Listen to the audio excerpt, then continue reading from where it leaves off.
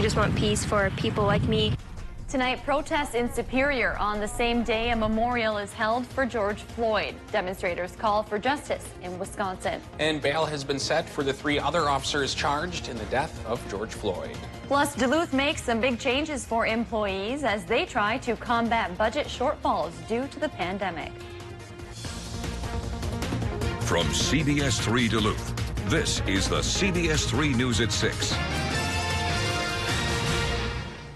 Good evening, I'm Kristen Balke. And I'm Anthony Matt. Thanks for joining us. Protests are ongoing in Superior at this hour as people fight for racial justice. They gathered outside the government center, one of many protests nationwide sparked by the death of George Floyd. CBS3's Emma Quinn joins us live from that protest. Emma, we spoke with you just about an hour ago, and it sounds like things aren't dying down out there. Yeah, Kristen, Tony, so you can see there are still people out here at the intersection of Hammond Avenue and Belknap. They are here, they are loud, they are chanting. They're getting all the cars on this intersection to beep, so they were here in this general area earlier, but they've kind of spread to all different sections, or all different corners of this intersection. We have the Superior Police Department that's making, hanging out over there. You can't really see them right now, but we're in the general neighborhood of the Douglas County's government center, and now around 100 people gathered here at the center earlier today, and they were protesting systemic racism and police brutality and the use against the black community. Now, overall, the protest was very peaceful. Things are still really peaceful right now, guys. And so organizers say their goal for the event was to keep it calm and ensure that their voices were heard, and the people who were in attendance were all in agreement. Having a peaceful protest shows that we don't want violence. We just want peace for people like me, people of color, minorities. Like, we just want to all be one and stop getting treated like we're any different just because of the color of our skin. And now Superior Mayor Jim Payne, NAACP President Stefan Witherspoon, and local human rights activist Kim Young all spoke at the event. Now the protesters are all out here, and they started marching from the back of the government center, and they came out here. They've been out here for about 2 hours now, since about 4 o'clock. Now some people were coming out onto the street, stepping out onto the street, kind of out here, getting into the middle of the road, but other protesters got them back onto the street, so they didn't want to cause any violence, any disturbance to traffic.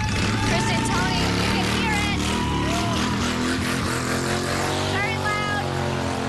Keeping the peace, and I'd say out here it's a pretty positive environment. So we'll send it back to you guys. Still, yes, still very, very loud out there. CBS3's Emma Quinn live for us tonight. Thanks, Emma. Meanwhile, down in Minneapolis today, a memorial was held for friends and family of George Floyd. His memory was celebrated through song and prayer at North Central University in downtown Minneapolis, as many stood in solidarity outside in the streets as the service was held inside. All these people came to see my brother, and that's amazing to me that he touched so many people's hearts. Following today's service, Floyd's body will be flown to North Carolina, where he was born, for a public viewing and a private family service on Saturday. There will be a large service Tuesday in Houston, where Floyd grew up. Meanwhile, the 3 former officers charged with aiding and abetting the death of Floyd had a bail hearing today. The judge set bail for all 3 at $750,000. That's with conditions. They were arrested yesterday after the Attorney General filed charges against them. If arrested, J. Alexander King, Thomas Lane, and Tu Tao could each face up to 40 years in prison. The 4th officer in the case, Derek Chauvin, faces a second-degree murder charge. Wisconsin Governor Tony Evers spoke about Floyd's death today, calling it a watershed moment for the nation. Evers says the prospect of justice for black Wisconsinites is all too rare. He's calling on the legislature to pass a bill reforming police use of force policies and holding officers accountable. Evers also wants to use federal dollars to expand Medicaid in the state, helping to address the health disparities in the black community. Wisconsin ranks near worst in the nation in a number of areas, including racial disparities in housing, employment, incarceration, and health care. All right, let's take a look at the weather now. Dave, another warm one out there today. Hey, on that note, Tony, let's look at the high temperatures that came in around the region. Okay. And they were pretty warm indeed, running from about 75 to 83 degrees. The 75 up the Gunflint, the 83 towards Superior. Today, well, Grand Marais by the lake went the other way. Yesterday, at least briefly, they hit 80 there and were the warmest spots in the region. Now, down into the 50s. That's a sign that a cool down is coming. Not tonight, not tomorrow, but Saturday into Sunday, indeed. And coming tonight is a chance for a little bit of rain. We do need it. The fire danger's gone back up. And that occluded low working through the region brings a 30% chance of rain to Minnesota tonight, 40% chance to Wisconsin and the UP, but should be gone, replaced by higher pressure as early as Friday morning. So Friday itself starts with perhaps a slight rain chance. Then we clear as the day goes on. High temp tops out around 75 in Duluth, which is a little bit cooler than it's been the past couple of days. And again, a sign that a cool down's coming. We drop to the 60s for the weekend, but much needed rain could start to fall again as early as Sunday. And we'll talk about that with our 7-day forecast in a few more minutes. Thanks, Dave. Duluth City Councilors are narrowing down the field of candidates for an open seat on the council. 19 people applied. After interviews being held right now, the list will be narrowed down to just 3. Then, city councilors will hold a second round of interviews for those candidates before making a final pick on Monday. The new councilor will serve the rest of Barb Russ's term, which ends in 2022. You can find a list of the people who applied and more about their top priorities, if chosen, on our website. More than 500 city employees will take 18 unpaid days off to help Duluth overcome pandemic-related budget issues. City leaders reached that agreement with AFSCME union leaders on Wednesday. Most of the unpaid days are planned around national holidays, and they stretch through the end of next year. The agreement also freezes pay increases through 2021. Union leaders say it wasn't an easy decision to make, but it's in the employees' and city's best interest. Mayor Larson thanked AFSCME members for their work. Duluth City leaders laid off about 100 employees last month as they grapple with what could be a 25% or greater shortfall in this year's budget. No word on when those employees will be called back to work. Minnesota Power is refunding its customers more than $12 million. The refunds come after a rate increase was lowered last month to help customers struggling during the pandemic. The increase had been in effect from January through April. No word on when customers can expect their refunds. Authorities are still investigating what caused a large fire at the Superior landfill last night. You may have seen these flames or a large smoke plume coming from the area just before 8 o'clock last night. That's when Superior Fire responded to the landfill on Moccasin Mike Road. Crews fought the fire for 5 hours. Nobody was hurt. Superior Fire officials are still determining how much damage was done. New details tonight after a 6-year-old Duluth boy's body was recovered from Lake Superior. The Douglas County Sheriff's Office responded to the mouth of the Middle River on the South Shore around 1:40 yesterday afternoon.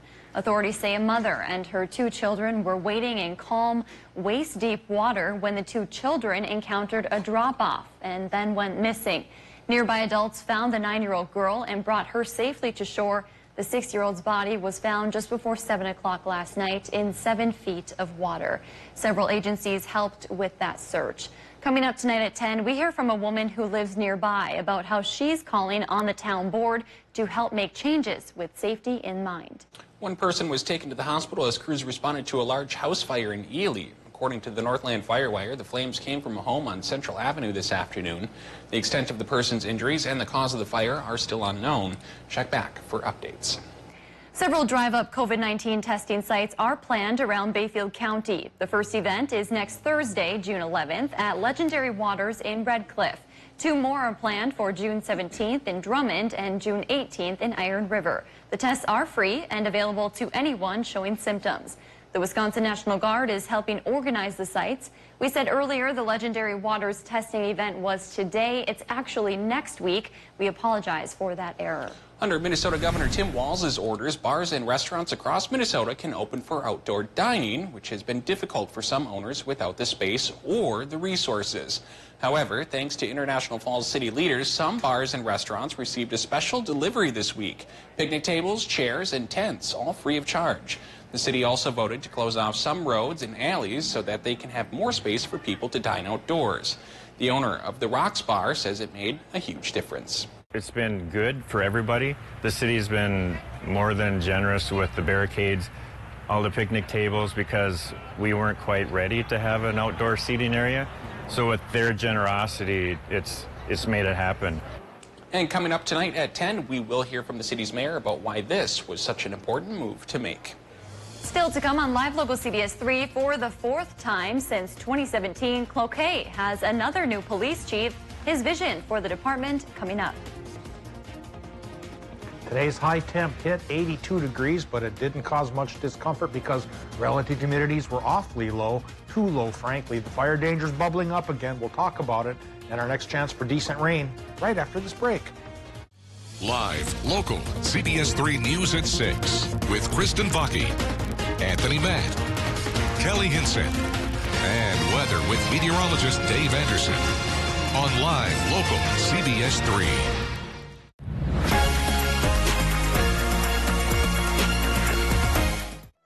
Welcome to Medical Insight, a weekly healthcare feature brought to you by the experts at Essentia Health. Here's your host, Louis St. George. Today on Medical Insight, radiation oncologist Ken Dornfeld explains how technology called the CyberKnife helps Essentia Health more effectively treat certain kinds of cancer. The main use for this machine is to deliver radiation treatments to small targets. And its advantages compared to conventional machines is that we're able to focus very crisply and accurately. That robotic arm allows us to deliver radiation from multiple dozens, really, of different angles and directions. That way we can direct small amounts of radiation through tissue in a way that's not harmful or damaging for normal tissue, but focus the radiation at its greatest intensity where the cancer is. There is less collateral damage. This tool is able to really, in some ways, bend light or deliver radiation in a way that curves around normal tissues. The CyberKnife is especially adept at treating lung cancer, a disease that Essentia approaches with a comprehensive program. So at Essentia, we've worked very hard to develop ways of decreasing lung cancer mortality. I look at this as a very sophisticated tool that's on the very front lines, or really the last step in our approach to minimizing lung cancer deaths. Our success rates, either with surgery or with this type of radiation treatment for early stage lung cancer, is in the range of 70 to 80%. And being able to deliver curative treatment successfully and safely with machines like the CyberKnife can make a large decrease or a large impact on success rates for lung cancer treatment. For Medical Insight, I'm Louis St. George. To learn more about this and other health topics, visit essentiahealth.org/medical insight. As businesses reopen, it's important to support the shops, dealerships, and service providers who hire local workers and drive our economy. I don't know anybody that works at Amazon, but I have friends and neighbors who work at local businesses. You can help. Spend your money here. Shop local when you shop online. Mini deliver or have curbside pickup. And they're keeping things safe for you. Remember this when you buy and support local. Invest in the Northland. When breaking news happened in your neighborhood, CBS3 was there. They came out to stand up against racial inequality and demand that more is done. Now, there are protesters on both sides, both northbound and southbound I-35. Duluth Police Department forced to make arrests and deploy tear gas as protests began to get out of hand in the early morning hours. We're interrupting your normal programming this evening to hear from Minnesota Governor Tim Walz. For coverage that matters most to you, tune to CBS3.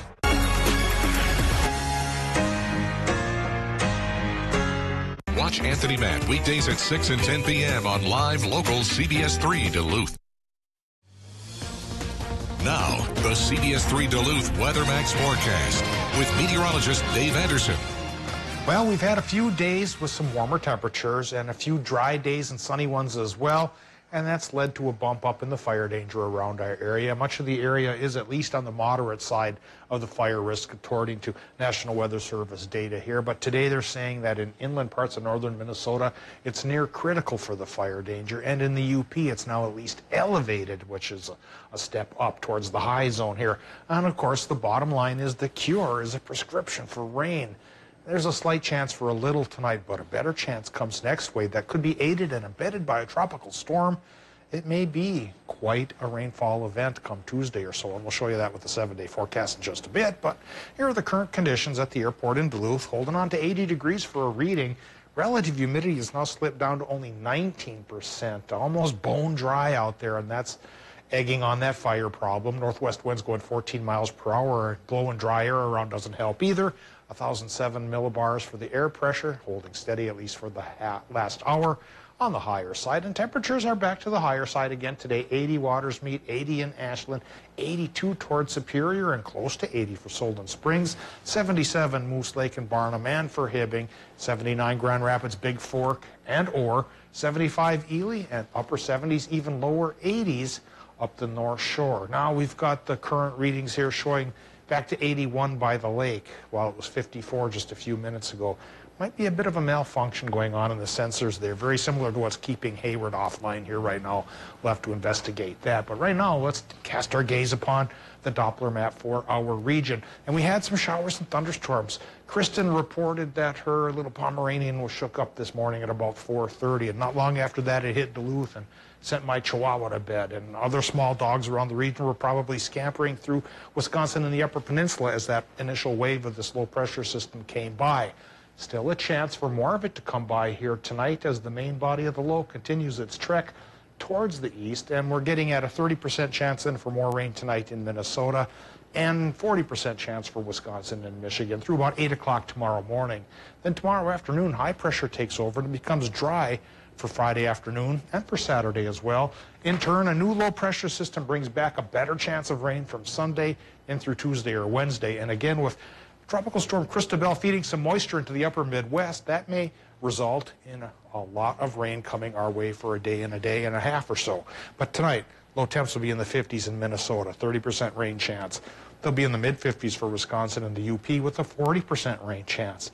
And then that rain chance filters away rather rapidly tomorrow. Wisconsin, Michigan becomes mostly sunny with highs from 75 to 80. One more day of the warm stuff. Starting to cool in Minnesota, though. Could go anywhere 69 to 77 there in that part of our world with sunshine. And according to the 7-day forecast here, Saturday we'll drop to 67. Sunday we drop to 65, but by Monday we perk back up to the low 80s, all in conjunction with that low pressure system that brings a 75% chance for a good soaking rain by Tuesday. Thanks, Dave. After going through 4 police chiefs in less than 4 years, on top of a number of investigations and allegations into past police chiefs and officers, Cloquet hopes to leave it all behind. Tonight we hear from the city's new police chief about his goals for the department moving forward. CBS3's Leanne Valdez has the story. I'm ready.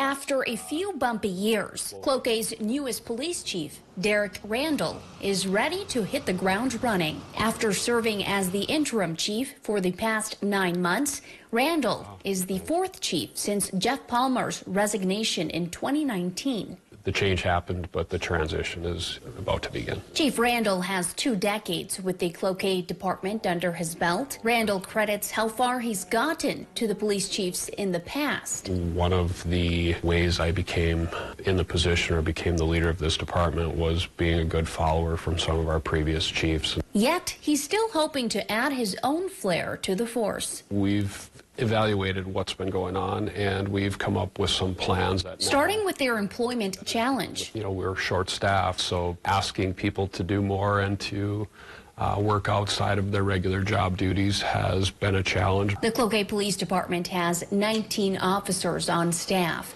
They're budgeted for 24. Next, he's hoping to rebuild and rebrand their department. I want the mission statement to be something that every single one of us believe in, and every single one of us leaves this department when they go out to serve the community with that mission in mind. Several other candidates were vying for the chief spot. Randall, being the only internal candidate, says there are benefits to hiring within. To have somebody that already has those relationships and already has the connections. Cloquet Mayor Roger Mackey says though there was an advantage for Randall, it wasn't an easy process. Interviews and written answers and things to get the job, so it was not handed to him at all, and it was very thorough. Mackey believes Randall has what it takes to lead the city in the right direction. Things are better already, and they're going to get much better as we go forward. It's unclear when he will officially be sworn in, but it could happen at the city's next council meeting on June 16th. Superior Museum, forced to miss out on educating hundreds of students during the pandemic, is ready to teach about our nation's history once again. The Richard Bong Veterans Center opened June 1st after being closed for the last 3 months. The center's goal is to tell the stories of veterans who fought in World War II. Executive Director Dustin Heckman, who's new to the job this year, says he's excited to safely offer the educational services to the community once again. I've only been executive director now for about 6 months, so this is an interesting time to come in, but we're really excited to be able to be open to visitors again, and excited also this summer to be able to offer heavy metal tours. That heavy metal tour is a guided hands-on tour that allows people to get close with the airplane and tank on exhibit. He says masks are mandatory to enter the building, and they have extras if you forget to bring one. Coming up in sports, the NBA makes huge strides toward a season return. Kelly is in next with the very latest. Get your new ATV from Duluth Lawn and Sports, the region's largest power sports dealer.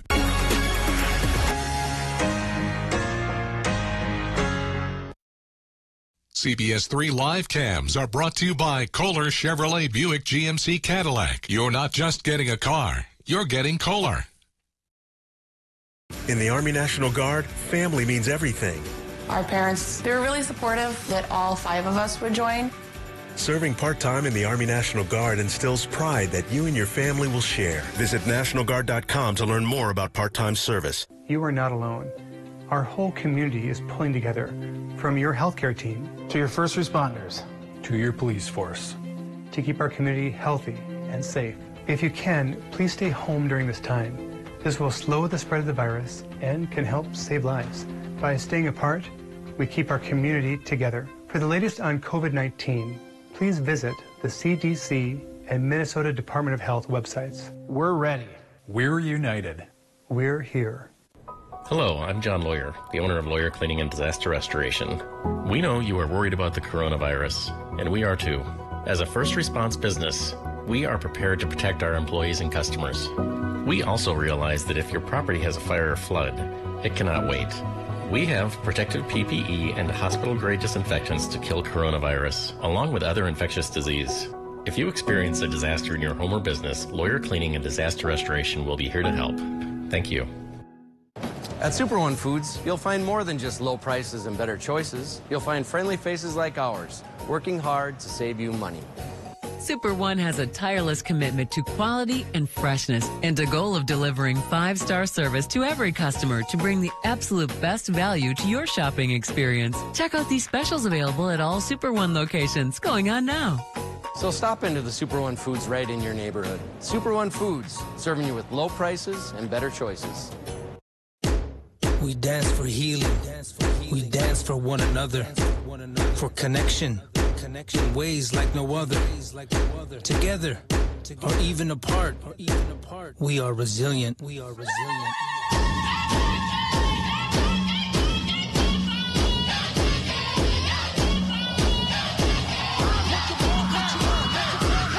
2020 census is here, and we need to do our part for our people. When severe weather hits, tune to CBS3. Tonight at 10, we'll be out here in the storm. For up-to-date coverage morning and night. Stay away from here. Live local weather coverage on CBS3 Duluth. Have you ever had a dream that is so real that it takes you a long time to wake up? Are you microdosing again? No, but maybe. That wasn't awkward at all. Oh, impressive. Yes! Yes! So here we are for some culture.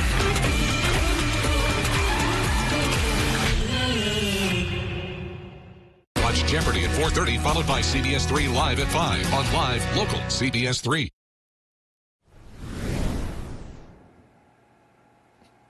Tonight we lead with some positive news from the wide world of sports. The NBA is a step closer to returning to the court. Today, the league's Board of Governors, by a vote of 29-1, approved a plan to finish the 2019-2020 season at a Disney resort in Orlando. For some teams, their season is now over. That would be the Minnesota Timberwolves. But for 22 other teams, 13 from the Western Conference and 9 in the Eastern Conference, they will gather in Orlando to play a handful of regular season games before the top 8 teams in each conference advance to the playoffs. The league is reportedly targeting July 31st to be the restart of the season. season, with the NBA Finals taking place in mid to late October. Today's plans will need to be approved by the players, which, according to Mark Stein of the New York Times, is expected to take place tomorrow. The games will be played without fans, and reportedly the league will have daily testing for the coronavirus. And for the Milwaukee Bucks, this means they can get back to a hunt for a championship. When the season was suspended, the Bucks had the best overall record in the league at 53-12. They'd been rolling in their way towards the playoffs. They have a 6.5 game lead over the Toronto Raptors in the Eastern Conference. So barring a disaster in their final 8 games before the playoffs, they've got the top seed all but pretty much locked up.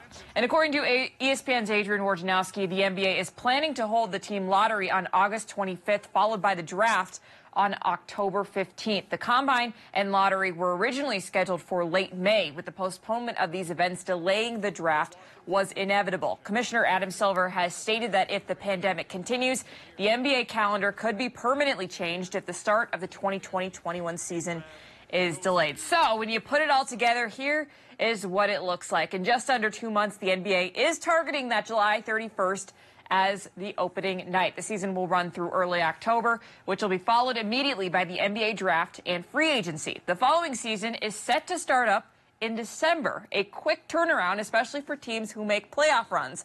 All of this, of course, is subject to change as the COVID-19 pandemic may continue. The NHL made their return to play announcement over a week ago, but today a few loose ends were tied up. The league announced that all official playoff rounds will be played with a best-of-7 series format, with the exception being the play-in round, which is a best-of-5. Teams will be seeded each round as the playoffs proceed. The NHL has yet to announce its 2 host cities.